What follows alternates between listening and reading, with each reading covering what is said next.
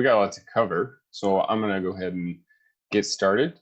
For those of you that don't know me, I'm Patrick Schultz. My day job is as an extension forester for Washington State University, based out of Chehalis, so I cover the Southwest region, but I've been helping out as part of the education team for the Washington Tree Farm program coordinate this year's fall forestry seminar.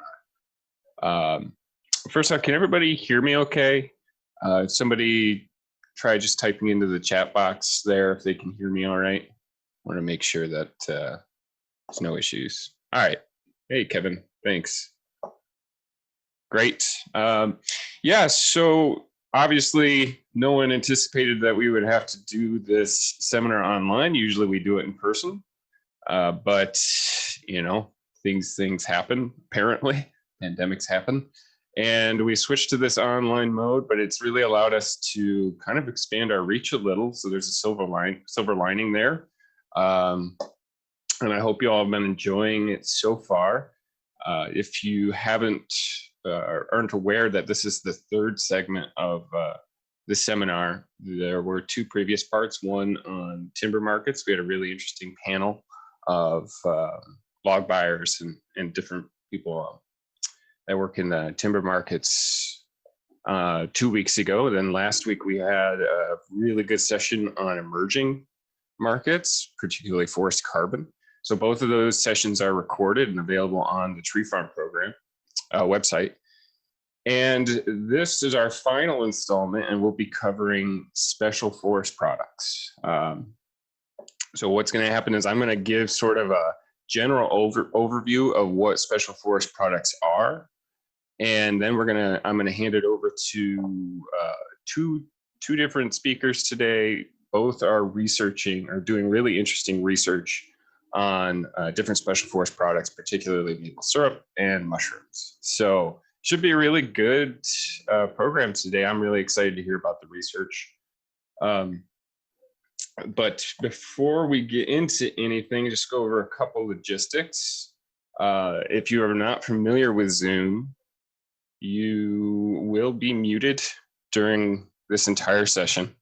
It just kind of cuts down on audio traffic, but you are more than welcome and highly encouraged to enter any questions into the chat box. And we'll get to those either during the talk or at the end of the talk.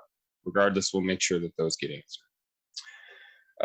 If you have any speaker audio volume issues, like I just mentioned, just type it in the chat box. It sounds like everybody can hear me okay. Hopefully that doesn't change. The third point here is a little bit more directed towards the first session where we had a panel, but it is helpful if you type a question in to let us know who you're directing it to. And this bit here is pretty important. When you're using that chat box function there's a little drop-down box right next to where it says to, above where you type in your message, and make sure that all panelists and attendees is selected. This makes it so that everybody on the webinar can see what questions you ask. As I already mentioned, we'll be recording these sessions. They'll be available on the website. And if you're interested in getting continuing education credits, please make sure that you fill out the survey at the end of this talk. And I think, Nick, do you have a link for that survey? Yes, I do. I'll post it in the chat box towards the end. Okay, and thanks. Email will go out as a backup for folks that are in attendance. Awesome, great. So if there's no questions about that, I'll just jump right into it. Like I said, just want to give a general overview about what special forest products are. It's a kind of a nondescript term, and there's a reason for that, because there's a lot of creativity available in this area. I think a better term for it is non-timber forest products. Essentially what we're talking about here is any product that you can gather from the forest that isn't related to a commercial timber sale. Even though timber can be a part of that, and we'll get into that.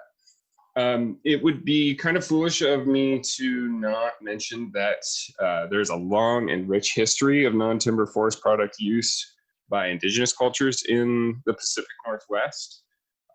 Really, cultures have been surviving off of forest products for millennia, and we still do some of these today.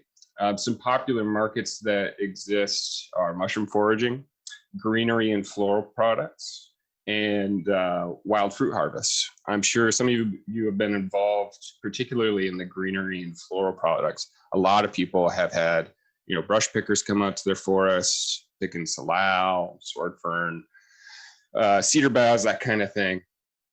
It's pretty common. But there's a lot of different markets out there for special forest products. I think there's a lot of emerging markets and markets that don't exist yet that you could tap into. But before we get into that, I want to go over the 6 different types of special forest products or non-timber forest products. And there they are right there. Starting out with food, kind of mentioned 2 of those already. Mushrooms, berries, it's pretty common. Things like camas, that picture down there on the right, camas fruit, there's a market for that.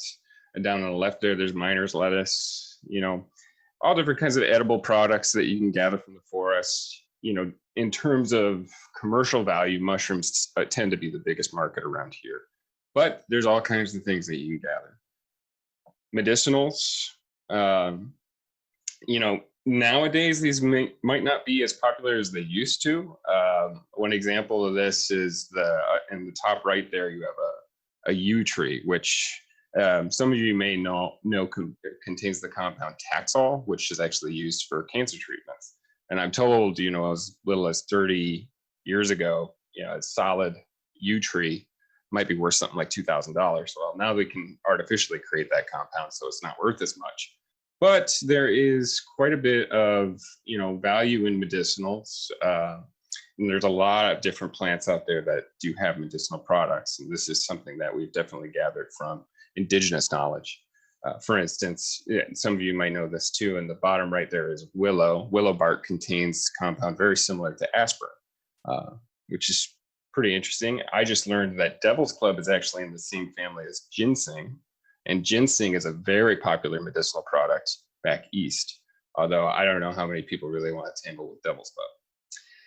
But at any rate, these do represent some potential special forest products. You definitely have to be careful on how you market it. Even though Taxol is used in the treatment of cancer, you can't say that these things cure cancer, unfortunately. Well, fortunately. So decor, like I mentioned, is a pretty big market. A lot of people have sold things like salal or, as I mentioned, cedar boughs, sword fern. This is a really big market in this area. And a lot of people will hire or contract brush pickers to come out and sell it wholesale. Not very many people are selling it direct to market just because it's not super feasible. But there is, there's money to be made here, and a lot of people have done that. Some other markets that I've seen are in more value-added decorative products. For instance, in the top left there, some of you may have seen this before, these bundles of logs, these nice birch logs that people sell. I went back to my home state of Michigan over the holidays last year, and I found out my mom bought one of these. And afraid of the answer, I asked her how much she paid for them. And it was somewhere in the range of $25 to $30. And, most of us here will know that there's probably not more than $1.50 in material there. But that's a value-added decorative special forest product right there. Something that maybe small forest landowners could take advantage of and make a little bit of money. Ponderosa pine cones. Those are your classic pine cone that people will spray a little white spray paint on and some glitter. And there you go. You've got like a Christmas decorative product. So some of it requires a little bit of creativity, but that really, it allows you to mark up the price a little bit. Fiber, as I mentioned, timber is, they're called non-timber forest products, but we have these sort of specialty timber markets that kind of fall into this special forest products category. So firewood is an example, fence posts.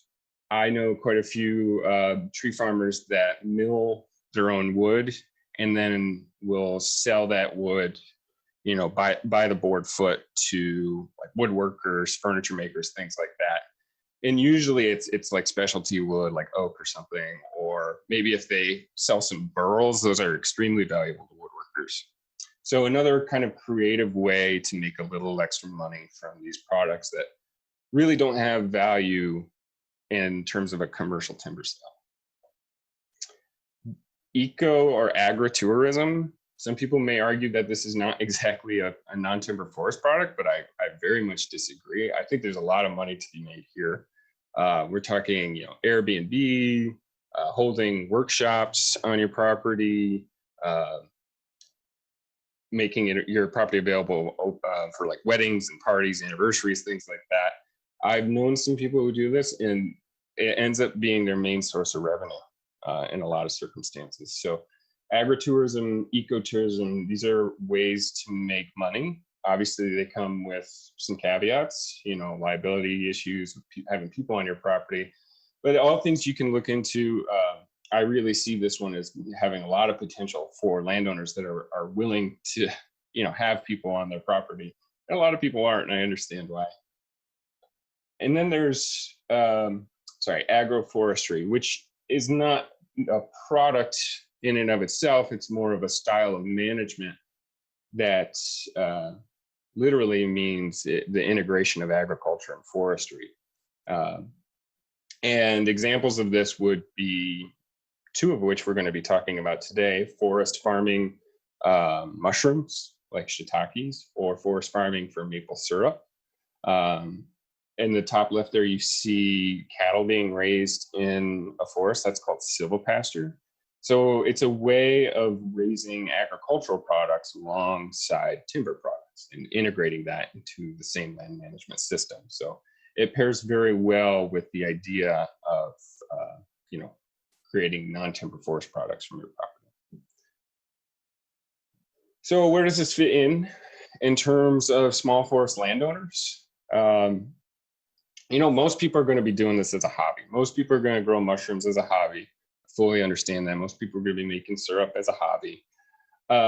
So, that's great. It keeps you engaged in your forest. It's an excuse to get out there in the woods. I love it. There's no wrong answers there. But it also is an opportunity for supplemental cash. Maybe your goal is to, sell enough mushrooms at your farmer's market to pay the property taxes on each year or something like that. And then there are certain circumstances, this could be major business. This could be a large source of income, if not your primary source of income from your property. So again, most small forest owners do not own enough acreage to subsist on timber sales. Most small forest owners aren't really trying to subsist on timber sale. Most are willing to pay a premium to have the lifestyle of living out in the woods, and I think that's great.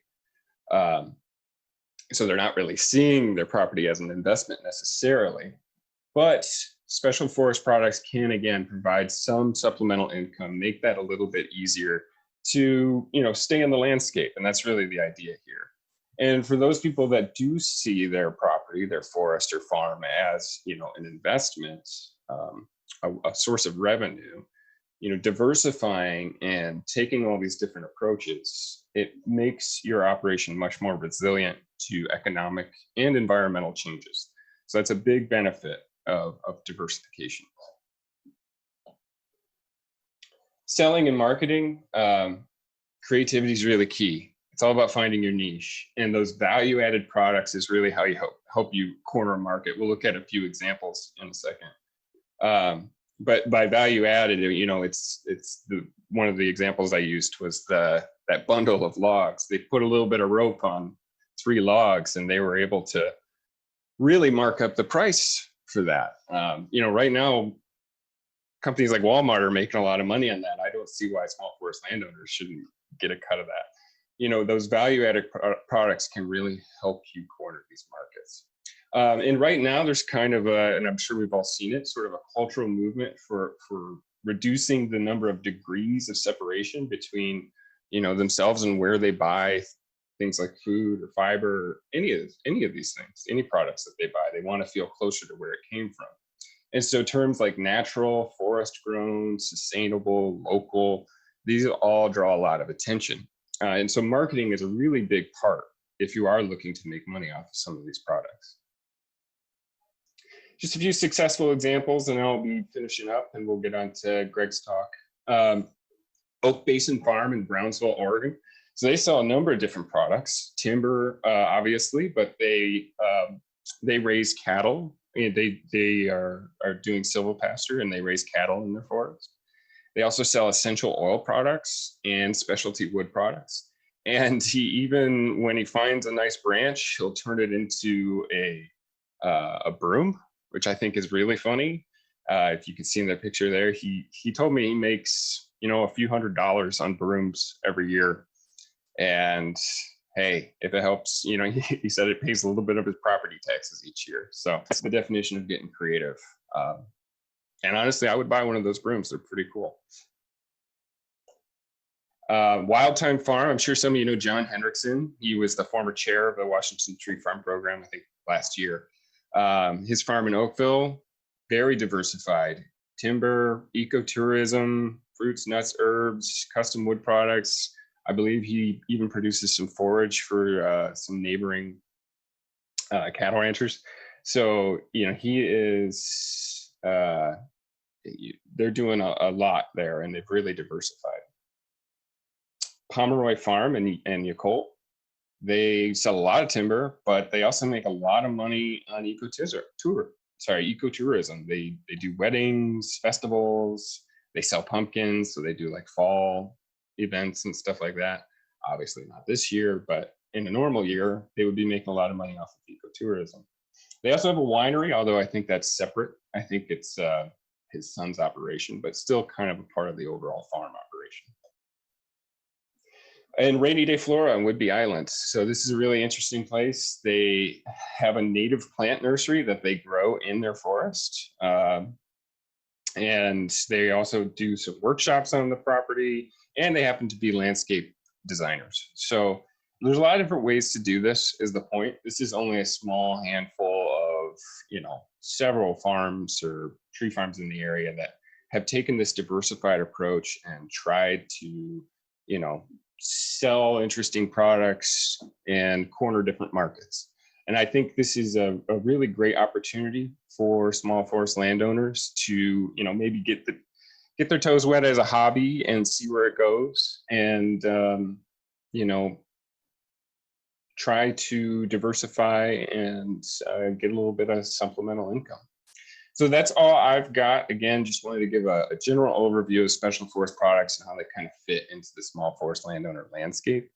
Are there any questions on that before we turn it over to Greg?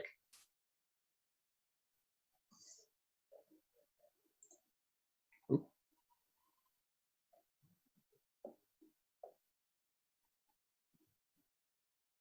All right, doesn't look like there's any questions. Greg, are you on?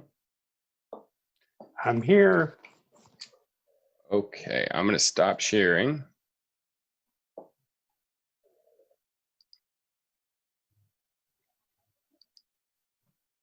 Okay, I will start sharing. And because I haven't introduced him yet, Greg is a professor at University of Washington. He's doing some really interesting research on maple syrup. And I'll let you take care of the rest. So I'll give anything away. Oh no, that's great. Thank you for that. I'm trying to figure out where I might have the chat box. Patrick, could you be sort of watching for that in case a question comes up? Yes, yeah, absolutely.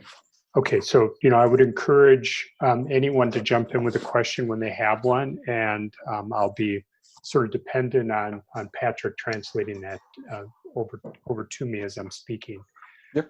All right, so today I want to share what would be the first information that's coming out of the University of Washington's Bigleaf Maple project in terms of a presentation to the sort of general public, or even a research presentation.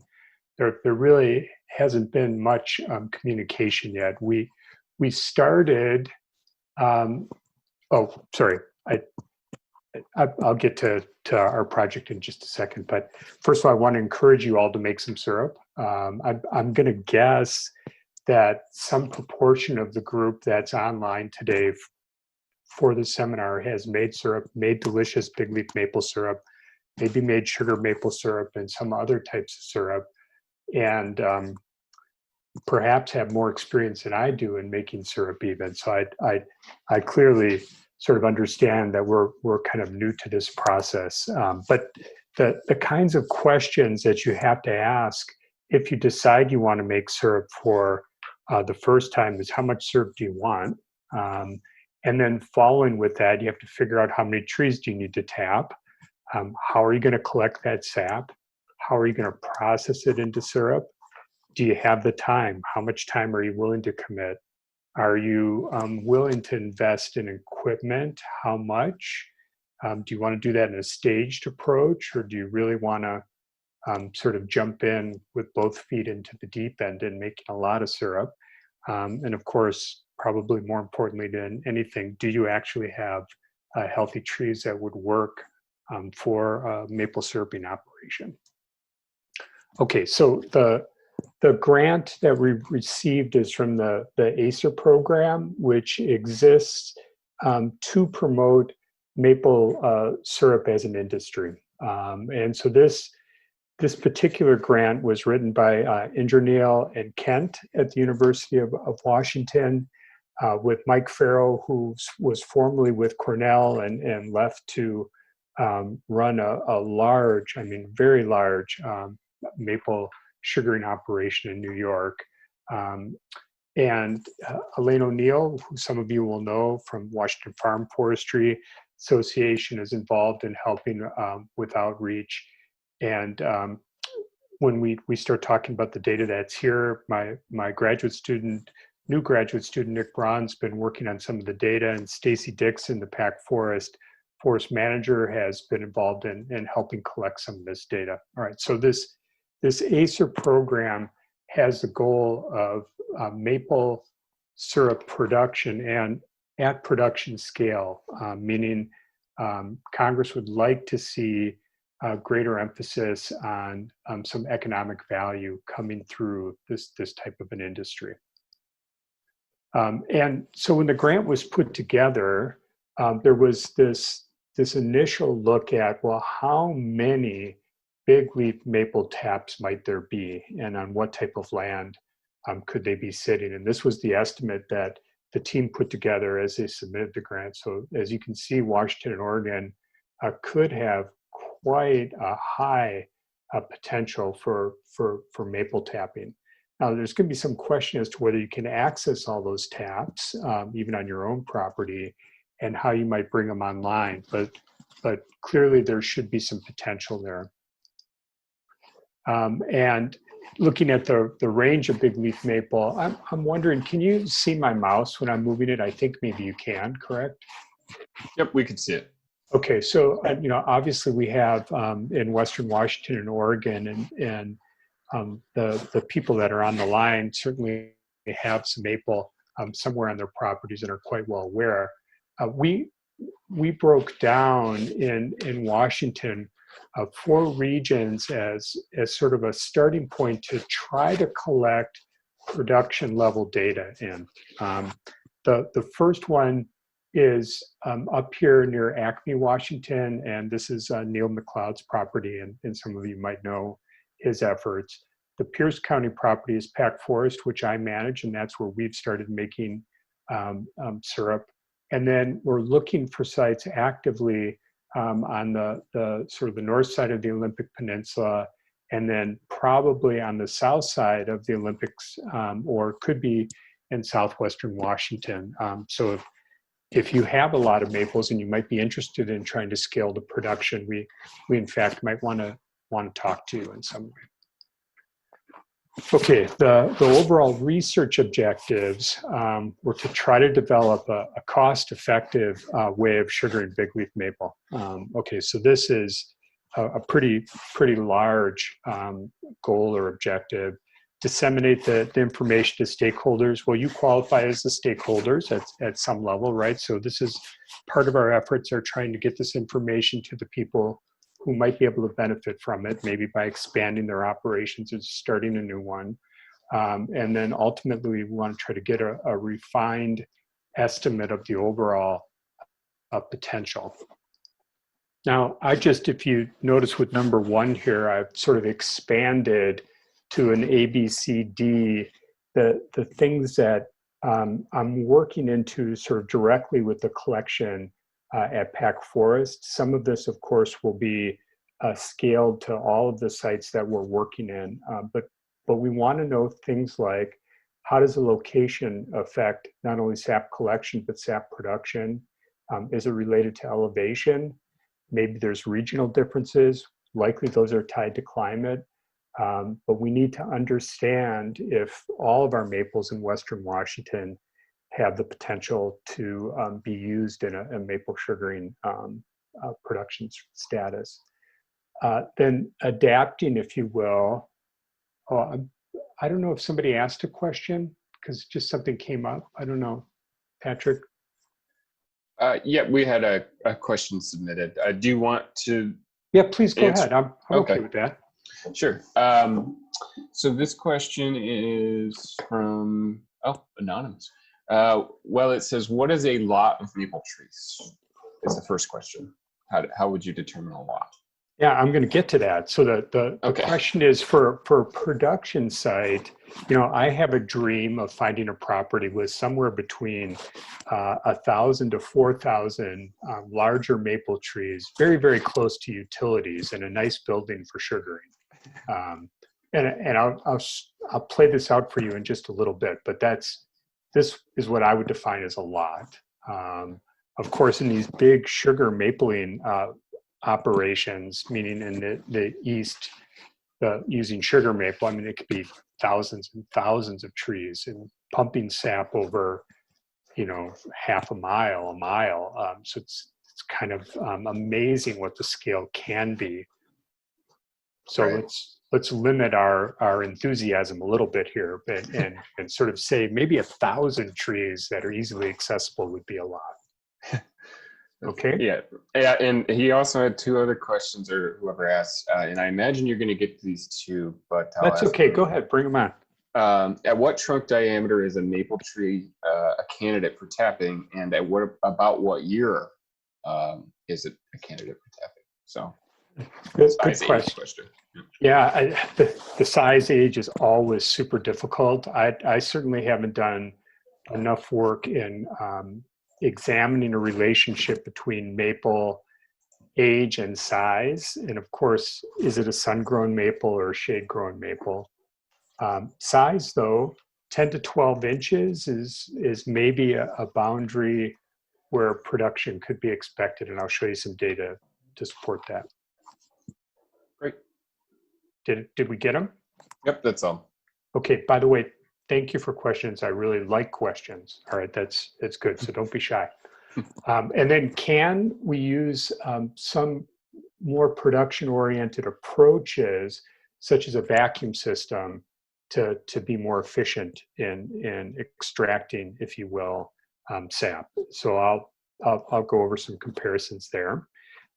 Does size and canopy vigor correlate with sap production? We're working on that. All right, so not only the size of the tree, but what about the size of the crown? And I'm hoping to get my student to be doing some crown volume measurements, as well as diameter and say base layering measurements. And when should trees be tapped? How long is the sap collection season? Honestly, I think some of you might know that better than I do, but certainly this is something that needs work, and of course needs to be kind of locally adapted information because each landowner experiences, if you will, a slightly different environmental setting.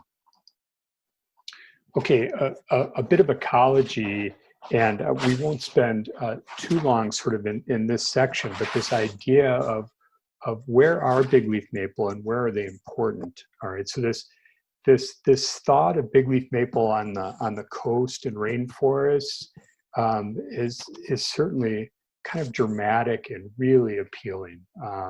Large epiphyte communities and moss-covered branches due to sort of the angle of the branches, often pretty good soil development, leading to things like ferns, sometimes various vaccinium or something establishing on branches. So these can be, if you will, ecosystems within the ecosystem up in the canopy, and the maples are really quite an important part of supporting that.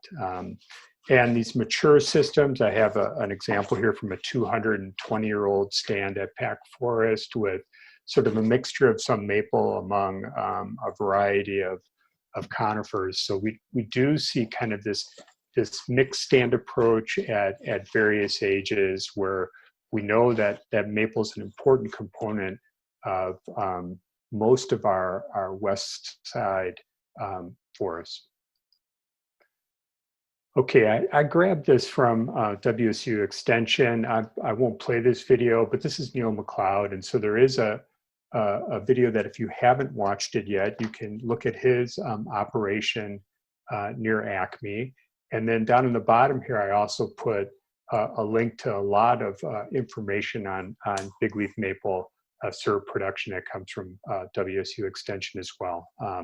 And then a little bit of pitch for Neil's business here up top as well, just so that in case you wanted to look for some maple products and what they are selling and what they sell for, sometimes that can be helpful in thinking through your plants. All right, so one of the most important reasons I wanted this picture here was to be looking at these riparian forests. And it turns out we actually have a lot of our valley bottoms have alluvial deposits with nice maple stands in them. Oftentimes they're mixed hardwood stands, but where we have large bigleaf maple on these well-drained soils, these can be some really, really excellent candidates for sap extraction. So keep track of those if you have any on your property.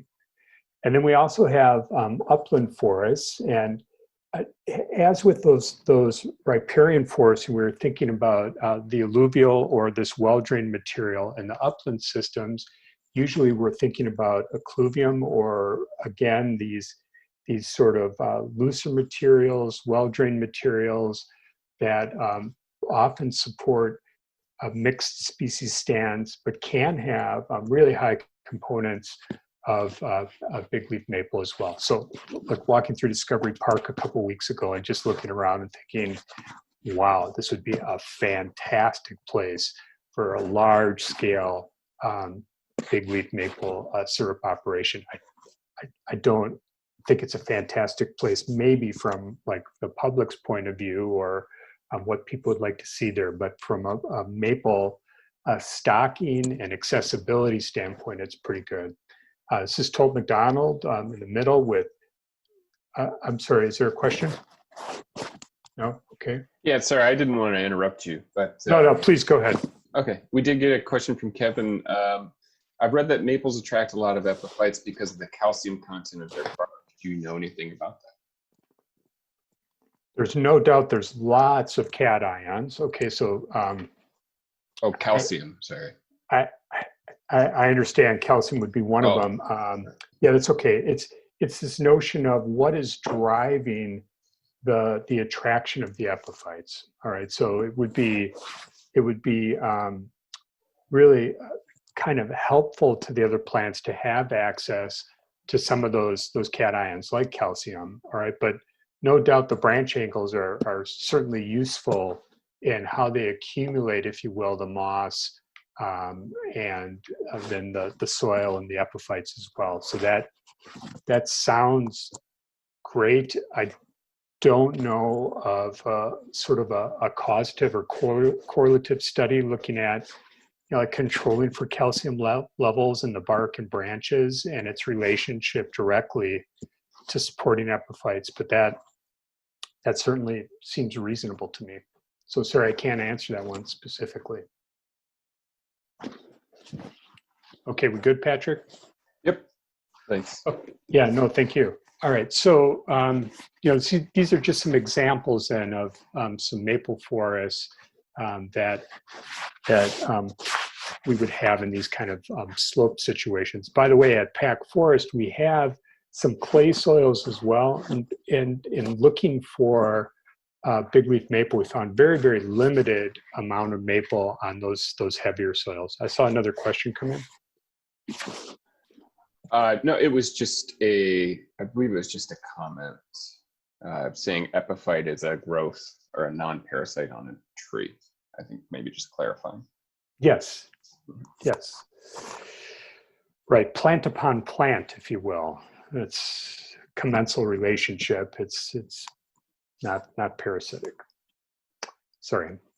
Okay, and then for those of you who might be interested in cutting or have cut your forest at some time in sort of a clear cut scenario, the sprouting of bigleaf maple from the stumps is sort of a really prominent feature, to the point where many within a production-oriented, meaning a wood fiber production-oriented sense, often go through great lengths to get rid of bigleaf maple. So viewing it as a bit of a weed on the site.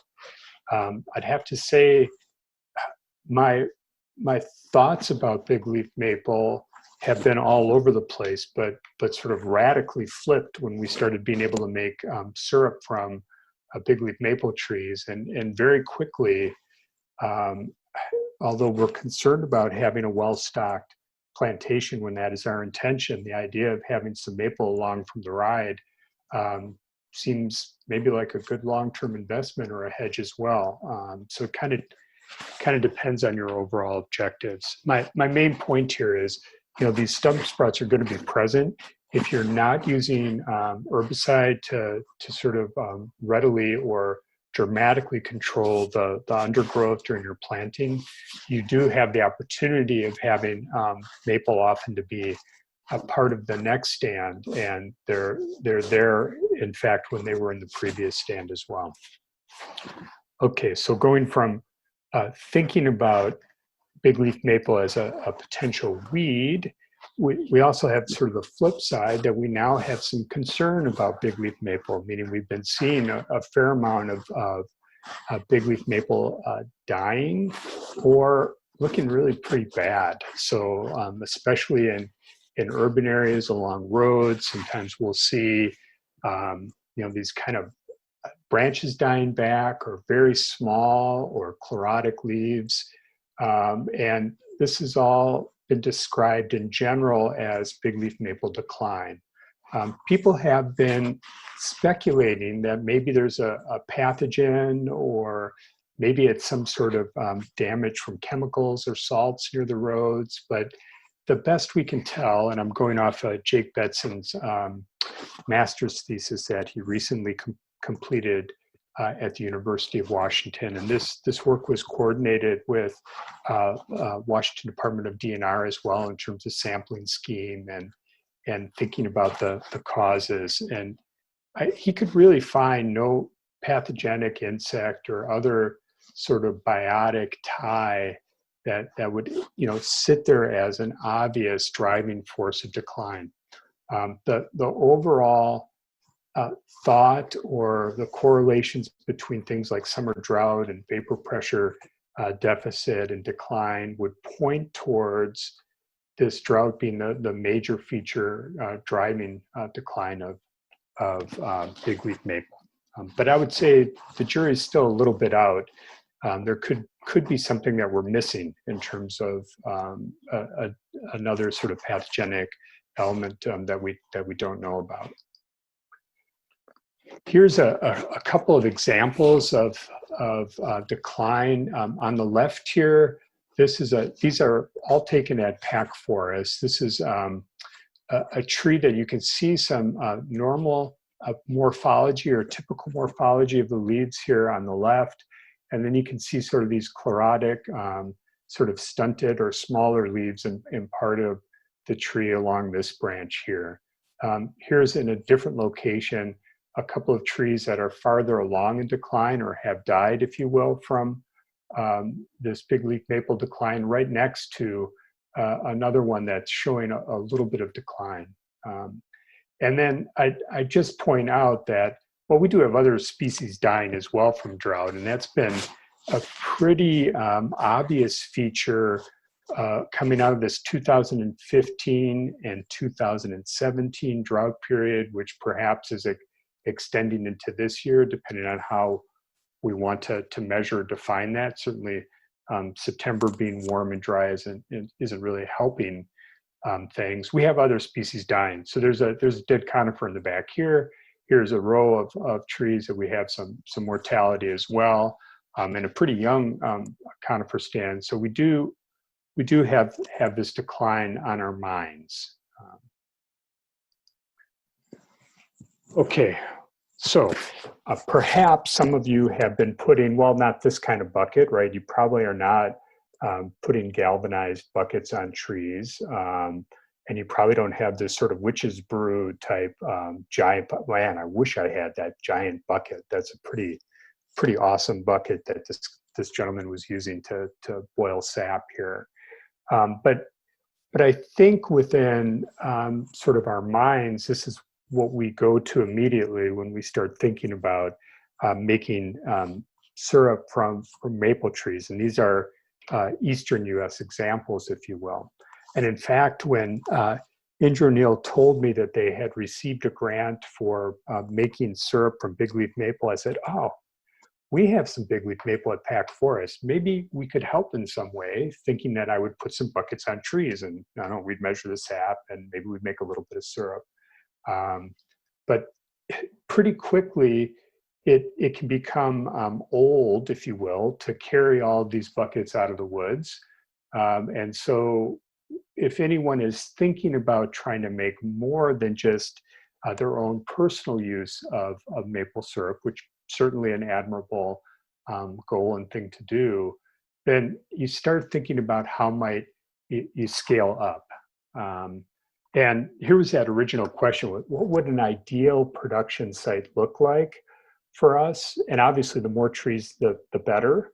But I'm suggesting that this would be pretty good. So if your property looks like this, you could have stars in your eyes as I'm talking, all right? That is this notion of having maybe 4,000 bigleaf maple in a stocking of at least 200 trees per acre, or at least a good portion of them are greater than 12 inches. It'd be really nice if you had 24-inch or larger maple. Those can seem to be really good sap producers when they do produce. Gentle slopes near facilities, electricity, a sugaring facility just about ready to go would be good. Sort of like a kitchen space where you could do your evaporating or at least your final processing and bottling of your syrup, and an electric source to be able to connect a vacuum pump, road access, and then a lot of outdoor space near your buildings for storage tanks. So hopefully this kind of helps with the thinking of the question we had earlier. I'll just pause for a second to see if there are any questions in relation to this idealized. I see somebody. Yep, looks like it's a little bit more of a comment from Steve. I've just planted about 35 bigleaf maples. They are in the 4 to 6 foot height range, up to 2 inches diameter.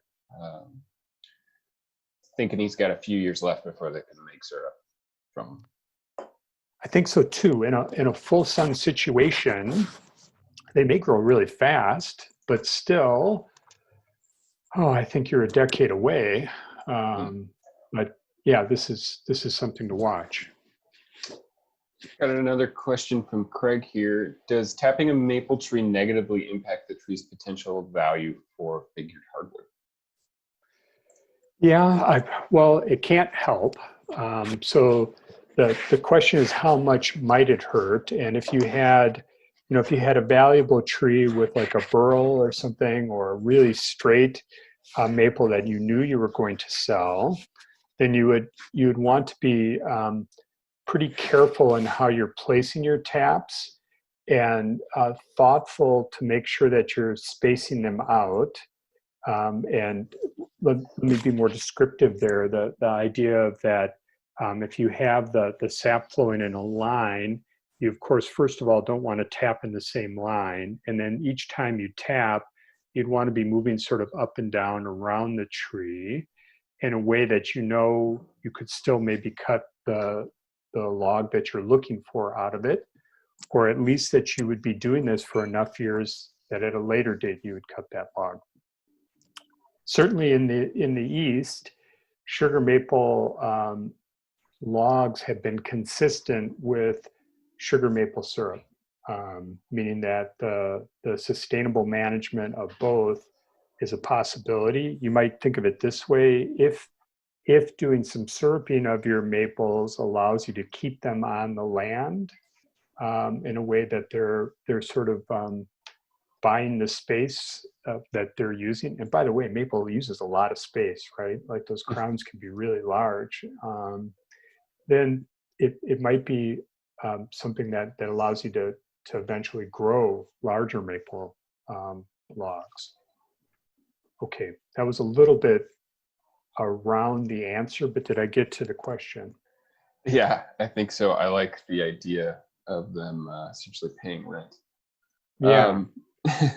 So one other question from Joe, and you kind of touched on it a little bit, but what's the ideal size of a maple tree for optimum production? Or I guess, is there an ideal size that you know?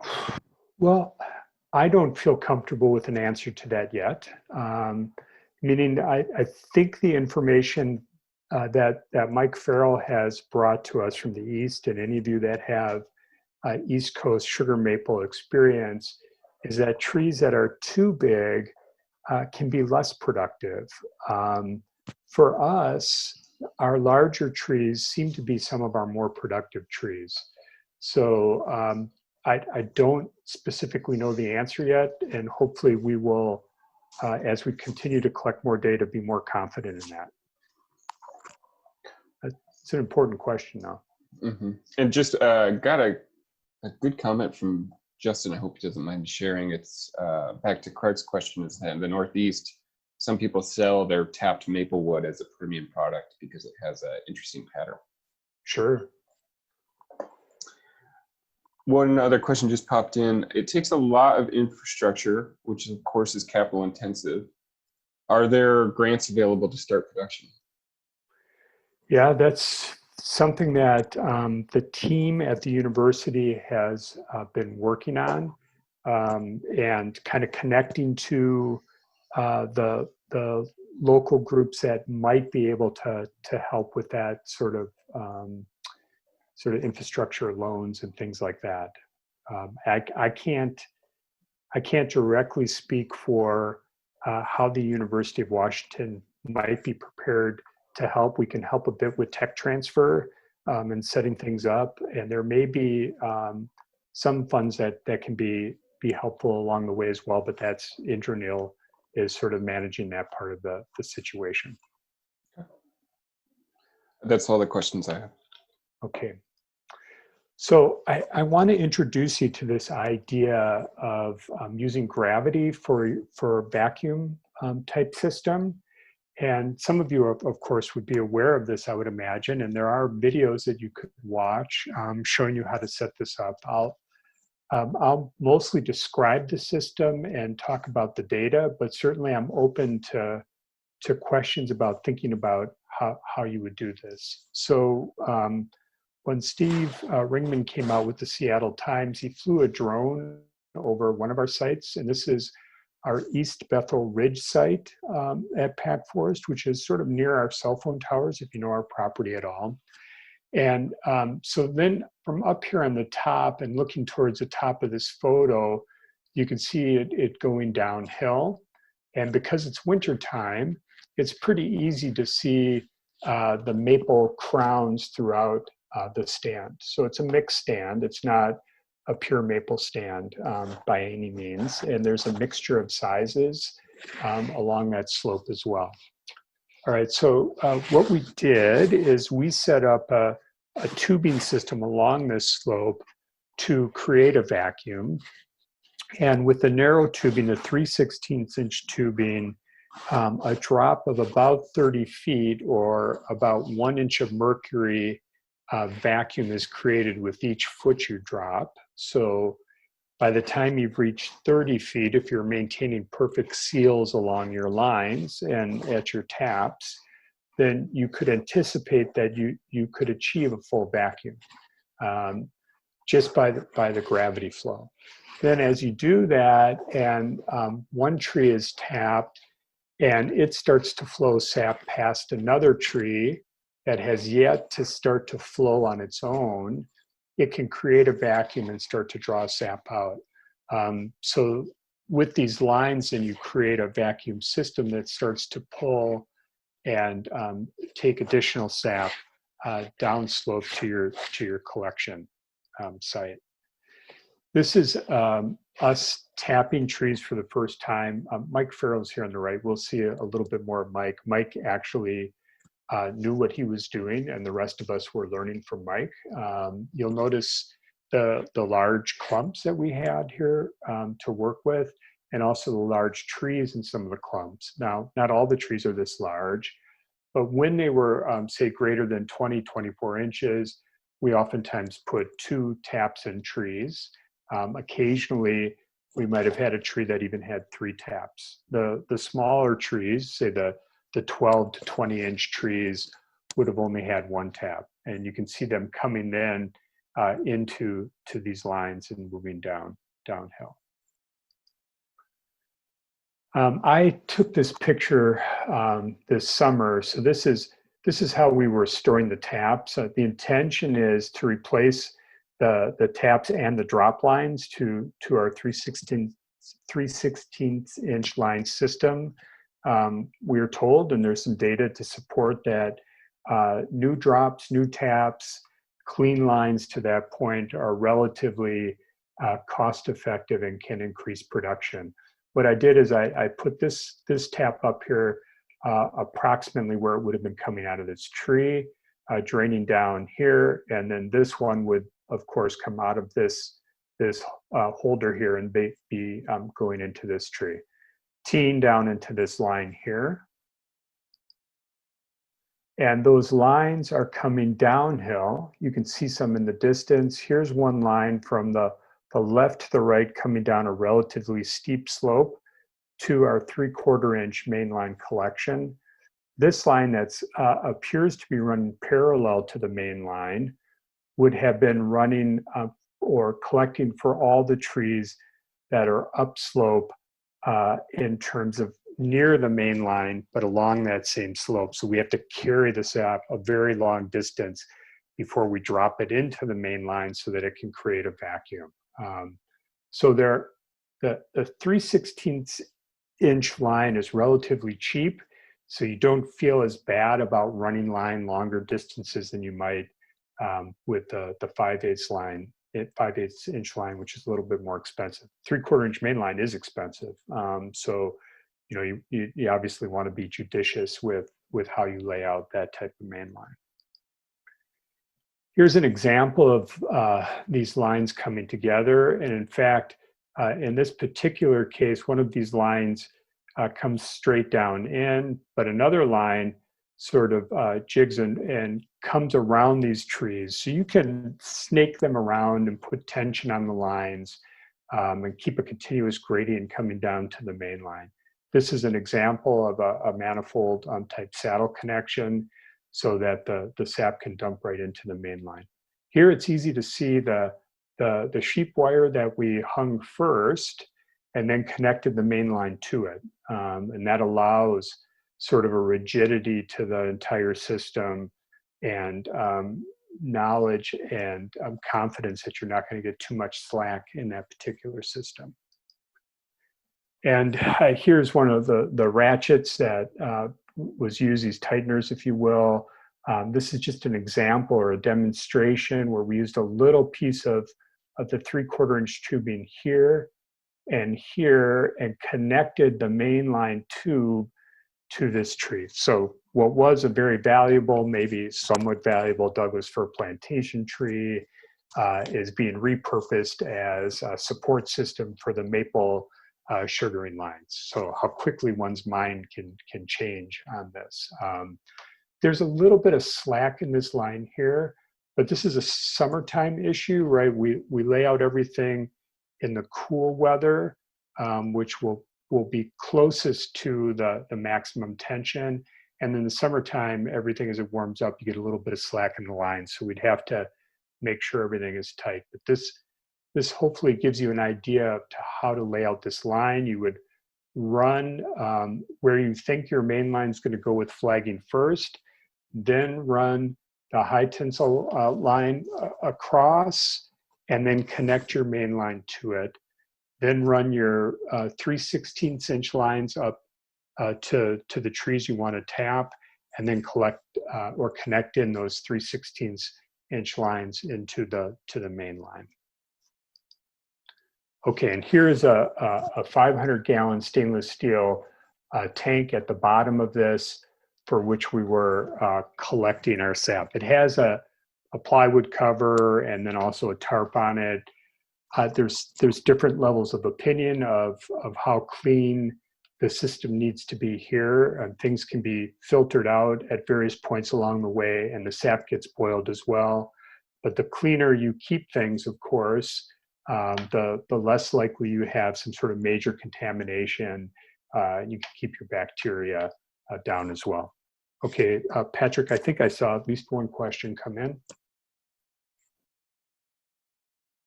Sorry about that. No? Oh, there is one question. Sorry, that one got past me. How often do you have to clean the lines, if at all? Yeah, so well, good question. All right, so the answers we're not quite sure if it will become necessary to clean lines throughout, say, a 2 or 3 month collection period. And I say it that way because we established, and I'll show you in the next slide, or maybe the one after that, we established things sort of the 20th of January is when we started tapping. And by the middle of February, we did have a couple of cloudy lines. But then as we got a pulse of sap coming through, we were able to kind of clear that out. We did clean the tanks. And then at the end of the year, we sterilized or sanitized the lines as best we could.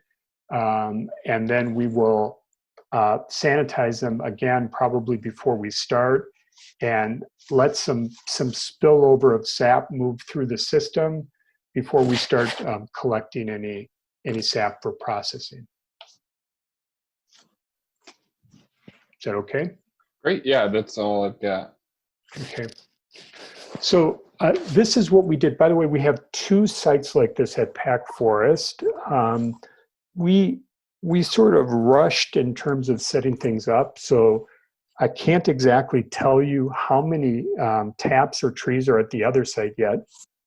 Nick Braun, our graduate student, just started about 4 or 5 weeks ago, and he's been, like working all the lines and collecting the data. And so for the East Bethel Ridge site, which is the one I've showed you lines for draining into that 1 500-gallon tank, we had 255 maple trees tapped with 333 taps. And in this period of time where we had flow from sort of the end of January to near the end of February, we collected 1,947 gallons of sap, which translates to a little bit less than 6 gallons of sap per tap, and less than a liter per tap per day. All right. Sometimes, though, of course, we get very, very high flow. So, for example, here we had one day where we don't know exactly how much sap we had because the tanks were just gushing and overflowing with sap right after we had a frost and we had just installed the lines. So we maxed out at 500 gallons, but we easily must have spilled more than that. It's very, I'd be hesitant to estimate how much.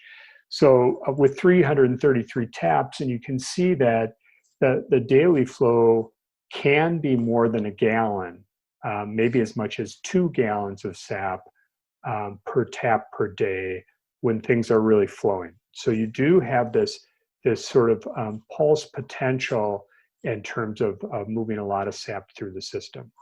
The sugar content has been pretty low. This is consistent with what I've seen from others that have collected bigleaf maple sugar data. So this is, 1 to 1.5 is pretty typical range for us. We did have some buckets that had maybe 2%, a little bit more than 2%, but this 1.5% is closer to what we had. Saying that the average at 1.27% sugar, and using this equation, here's a reference for you to look up. You'll be able to find it. That would equate to about 91 gallons of sap needed to make a gallon of syrup. Okay, so these are the kind of questions that sort of come up in a fundamental way. I guess I'll just pause for a second to make sure I haven't missed a question.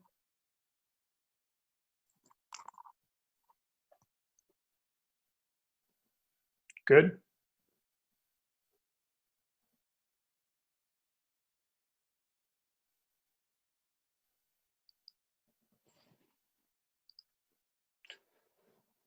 Okay, not hearing of anyone or seeing any questions come through. This was one. Oh, sorry, Greg. I was muted. Yeah, you were muted. Yeah, I was talking to no one. No, there weren't any questions. I had a quick question, and it looks like actually one just popped up. For reference to the traditional sugar maple back east, how many gallons of sap is it? I feel like I remember it being 40 to 50. Yeah, that's about right. Okay. So thinking that you're more in the 2, maybe 2.5% range, then you kind of half the amount you need. Yep. And then Dave asked a question about how did you sanitize the lines? So back to that question. Yeah.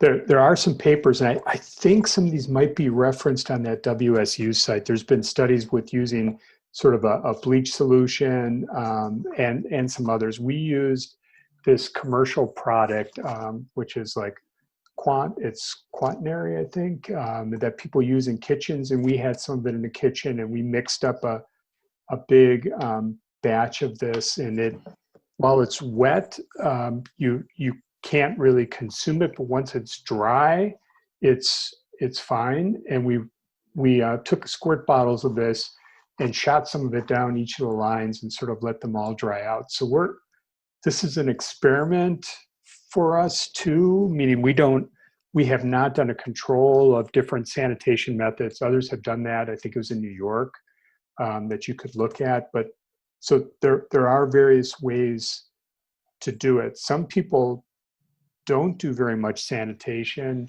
and they just let the first sort of batches of raw sap come down, be really pretty funky, and just dump it all. And then as that all works its way through the system, then things get a little bit clearer if there's any junk in there.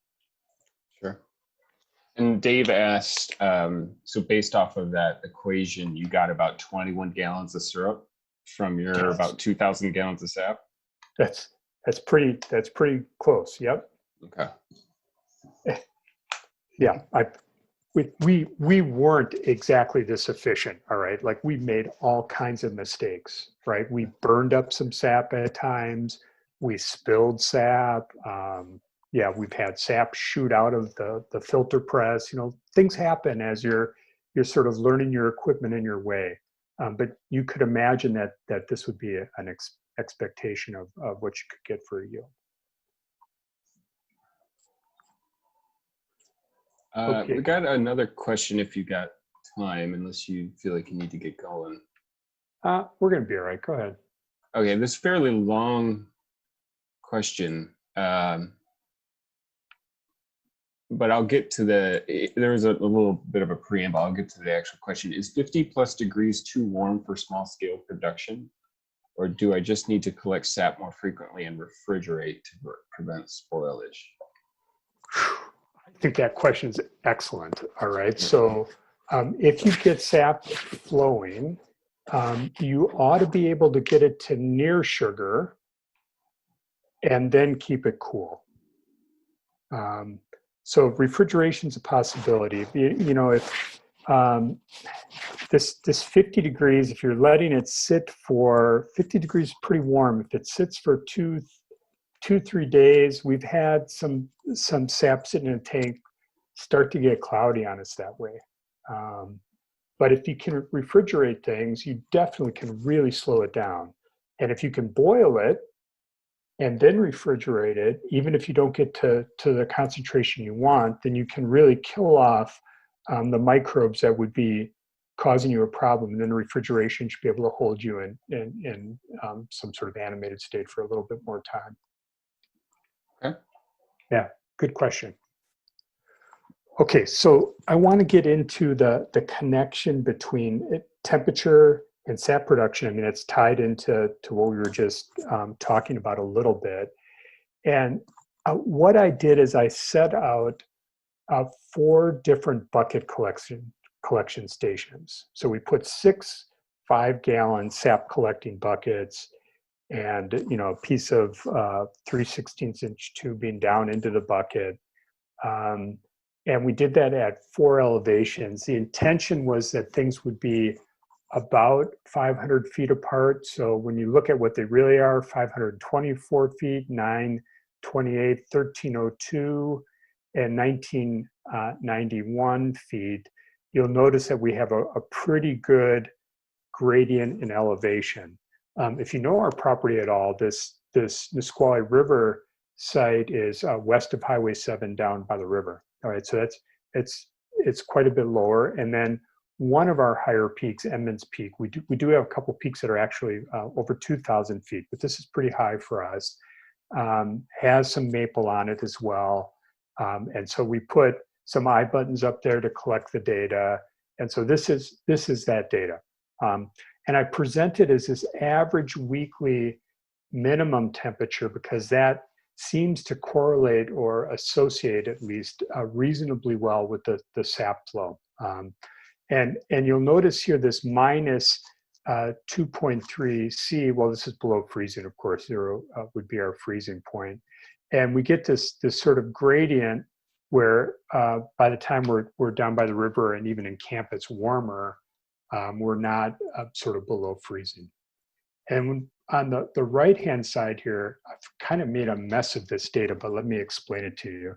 This is sap in milliliters per tap per day. That is, we would measure the sap that's in the bucket, but it might have been 4 or 5 days since we've been there. So the sap in a bucket divided by the number of days is a sap in milliliters per tap per day. There's a median for this and an average. This is, for example, for Edmonds, averaging 25 mils per tap per day. That's nothing to get excited about. And the median is 0. All right, so there were a lot of zeros. That's the most common amount of sap we got per day. All right, but the most was 800. So there was some sort of peaks. And then if you look at what we had here down in camp or down by the river, not very much. And if you notice the buckets I set up near the tank, we had a pulse here of 12 liters per tap per day. All right, so we did have some really substantial production. And then we put in this one other eye button, which is kind of at the top of this one ridge. So this difference between 1673 and 1300 feet, this is the space kind of that we're playing in with our gravity system. And you'll notice that we appear to be sort of in a nice environmental range for that time of the year, and in terms of being able to get some good peak sap flows. Now, remember, this is bucket. So this is old school approach, if you will, and so there's no vacuum on any of these systems. Okay, let me work on this one more slide that's connected to the bucket data. All right, and that temperature data, and then I'll see if we have questions again. And so these different symbols. This is the packed forest camp. We have a bunch of buildings. This is Nisqually River. So it's the riparian management zone. This is that lower one. All the elevations are in here, so you can kind of match these up. And this is Edmonds. This is that high elevation peak. Okay, so the temperature here, or the minimum temperature since the last time we collected sap. So let's say we collected sap on Monday and Friday. What was the temperature, the minimum temperature during the intervening period? We can read that from the I buttons. Then how much sap was measured in the bucket. So a couple of things that come out. Well, first of all, the largest values are sort of camp and then these upper Murphy. Then also you'll notice if we say 0 is here, most of the sap production occurred when the previous time period was below freezing. All right, or certainly even these peaks here are pretty close to that. So maybe in fact something was below freezing at a place where we weren't collecting data, say maybe up in the canopy. So we've got this sort of relationship developing, scientifically, mathematically fitting a line to it. We really don't have any relationship. All right, but we certainly have this point here. Remember, all of our data is sort of preliminary, and I don't feel confident yet in what we have, but we have additional years to collect data. So hopefully this will provide some information. Okay, so perhaps if there's a question here, I'll stop for a minute. None that I can see.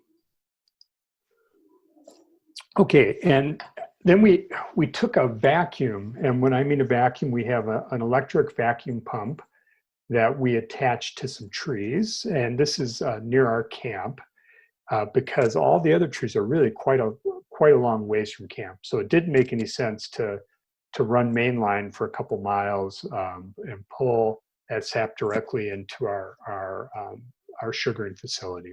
All right, so this is Mike and Stacy, and Mike are my graduate student down here, helping get this set up. And what we did is we had made for us these 8-liter, about 2-gallon canisters, and the 5/8 inch line that we're running here connects to these canisters at the top, and here comes a tap up into the tree.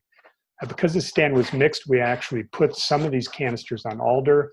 We put one on a cottonwood too. So much sap. But we had to disconnect that one right away. And then we have some on maple. So the goal of this was to try to get an idea of how does sap production tie to tree size. And this is a question that has come up. And this was our setup for doing it. Now, the second that first of all, we got to this setup last. We didn't really get this thing turned on until sort of the middle of February. So we were really essentially near the end of what we were seeing for runs up at the Murphy site and the East Bethel Ridge site.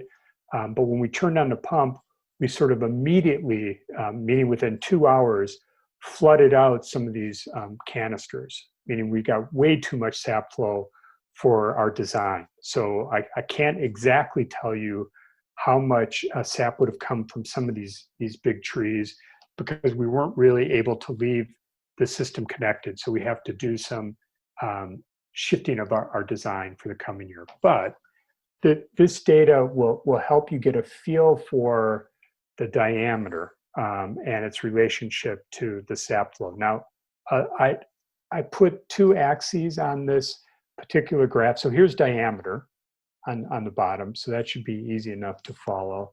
Then on the left side is the average sap per day. And that is the purple set of dots. And then the maximum sap per day for a canister is here. Now remember, we can only hold 8,000. So we have some trees that clearly were maxing out or very clearly maxing out. And this is sort of an average of the days that we did this. And we weren't consistent, meaning we didn't have it on every day because we couldn't. We were afraid of flooding out our vacuum pump. We do have a trap on it, but like we would turn it off on a Friday and turn it back on Monday and try to keep track of it.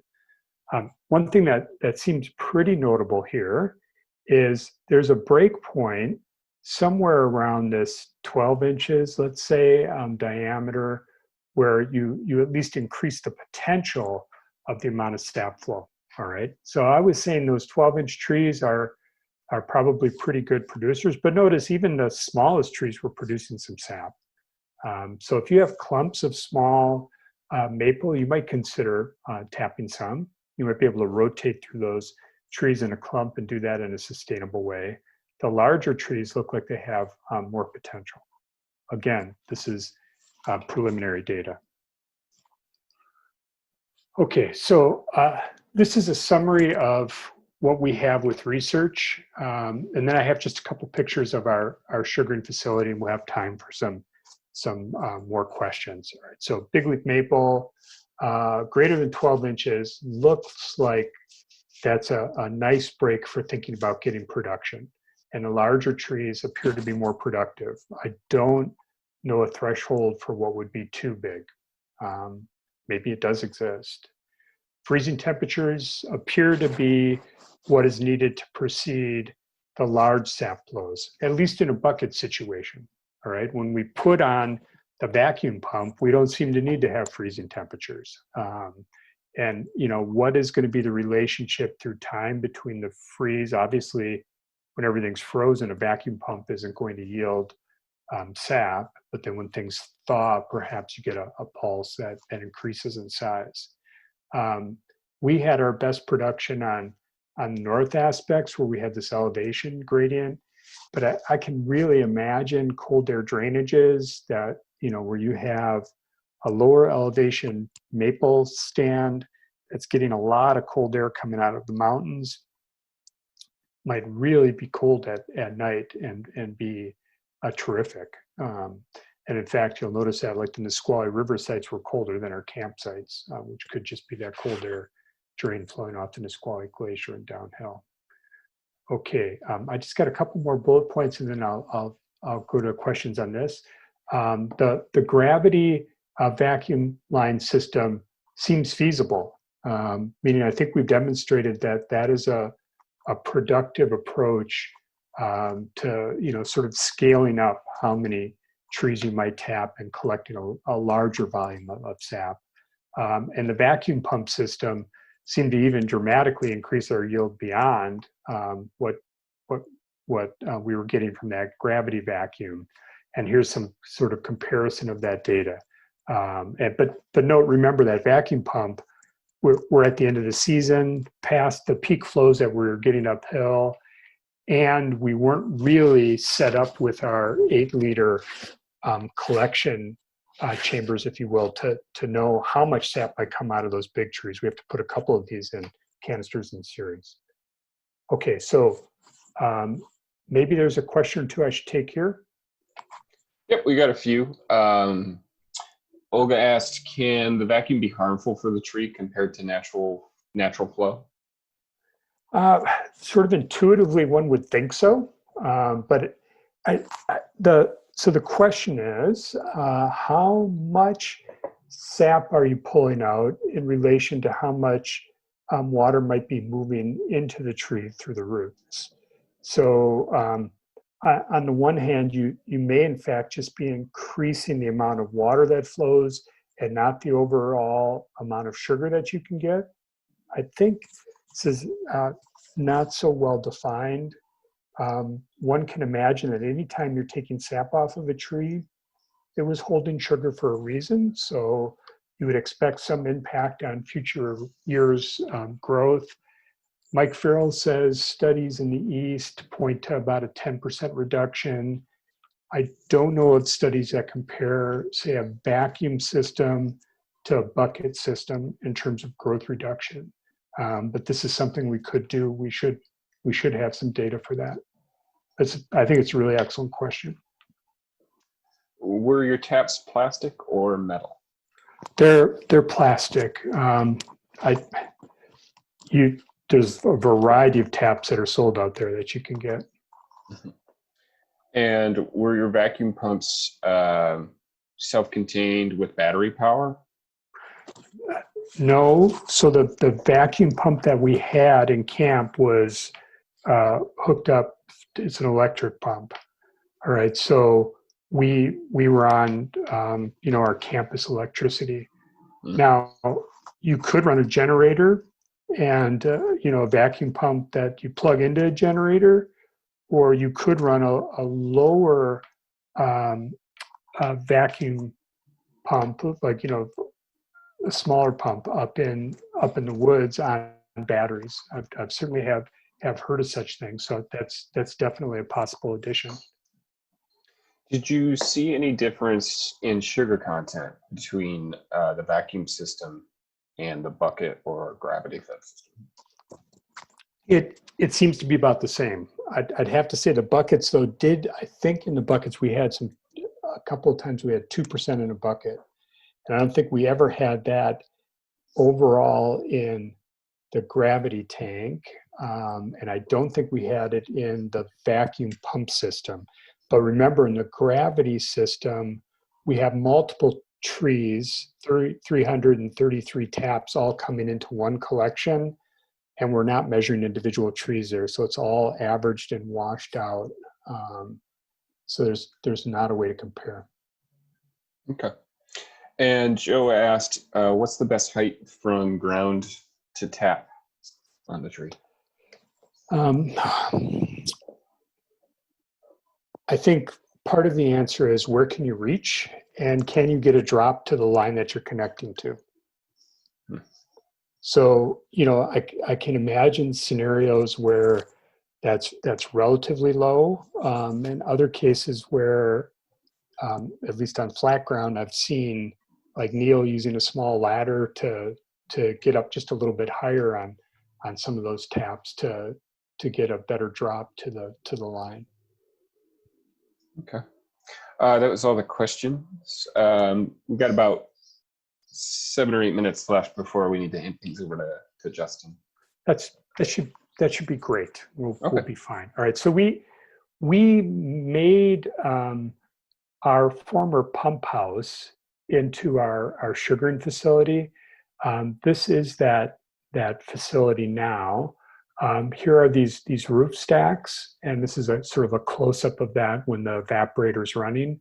Here is a 700-gallon tank. These are close-ups of the 120 and 700-gallon tank, and they're positioned here. This is where the raw sap is going, and then after it goes through reverse osmosis, we concentrate it into this 120-gallon tank. The 350-gallon tank in the truck here is what we've been transporting sap from the woods down to our sugaring facility. Reverse osmosis is super useful. It's kind of expensive, but it's super useful. If you're going to watch 1,400 gallons evaporate, it's a lot of hours of evaporation. If you can cut that in a quarter, that's a good idea. It feels better, well, at least for me doing it. So we bought a relatively small reverse osmosis system to try to match to our volume production. I would say this unit's pretty good for the number of taps we have, which might be 700 taps. If you have time, given the fact that we usually have some university employees also working, we kind of want a bigger RO system to speed up that process. And here's our evaporator, which is 2 feet by 6 feet. Ours is on propane. That is, we're running a clean facility with no wood or wood ash as per what Washington State wanted for a food processing license. And so there's some questions there. And this is the kind of the front end of that evaporator, with sap moving through these 3 trays and concentrating over here. Okay.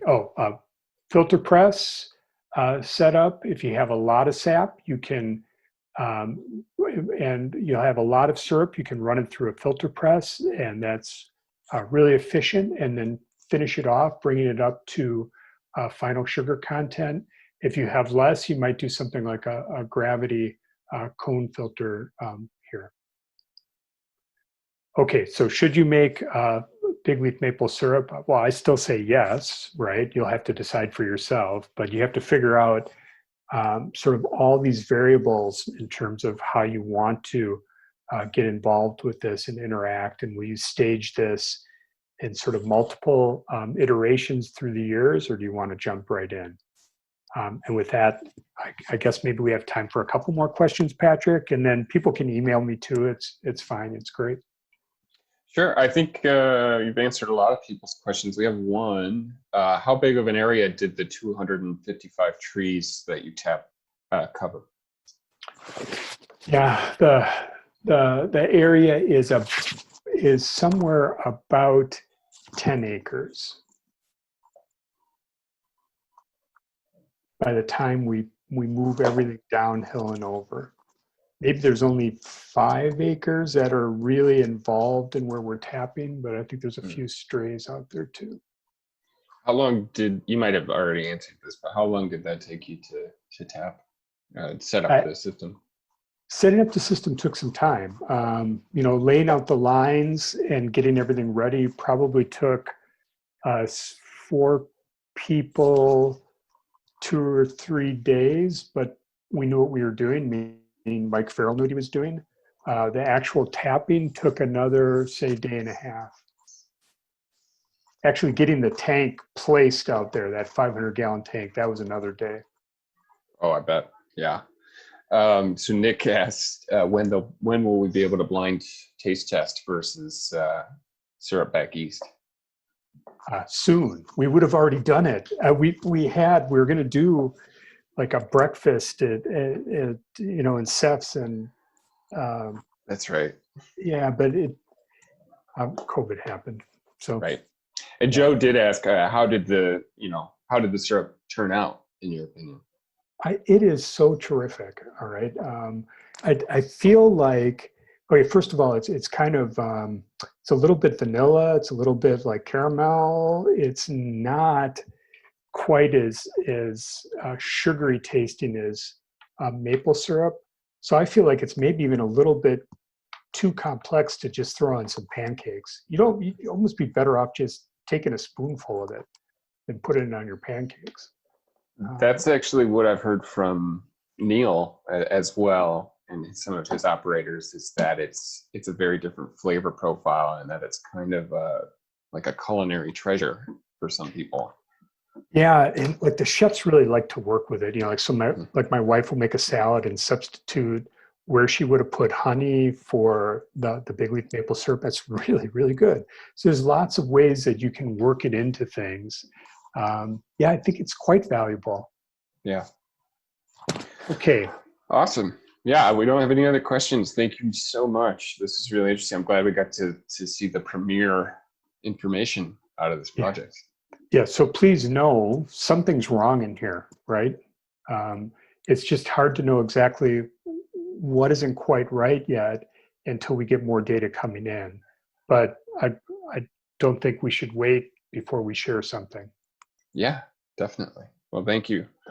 Okay. I'm sure everybody's clapping at home. I'll mute myself out here now and listen to the next one. Thank you. Awesome. Thanks.